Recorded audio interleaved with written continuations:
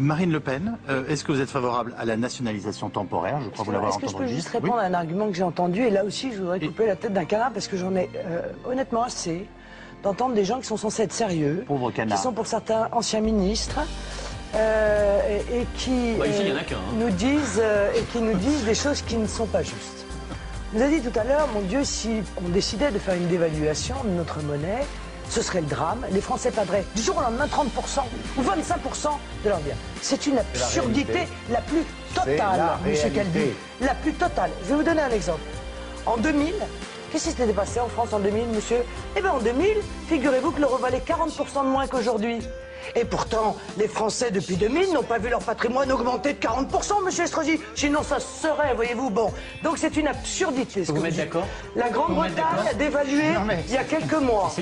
La Suisse vient de dévaluer. La seule conséquence de la dévaluation, c'est effectivement sur les importations. Il y a des études qui ont été faites. Et excusez-moi, M. Sapia, de vous citer, mais en l'occurrence, la plus célèbre est la vôtre, où une dévaluation de 25% entraînerait une augmentation de 2% des prix. Le problème, ce serait sur le pétrole. Et je l'ai dit tout de suite, le pétrole augmenterait non pas de 20%, si on dévaluait de 20%, mais de 5%, parce que 60% du prix du pétrole, en moyenne, ce sont des taxes.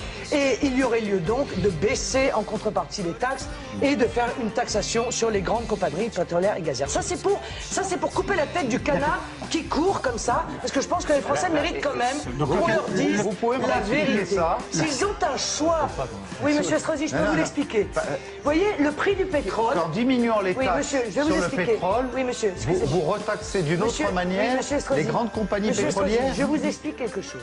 Dans un cas, vous tapez les consommateurs, dans l'autre, vous tapez les actionnaires. Exactement, elle n'a pas tort de vouloir taper les actionnaires et vous avez toujours refusé. Et moi, j'ai fait mon choix, vous tapez effectivement les consommateurs et moi, je tape les grandes compagnies pétrolières. Voilà. Non, j'ai proposé aussi sur les banques.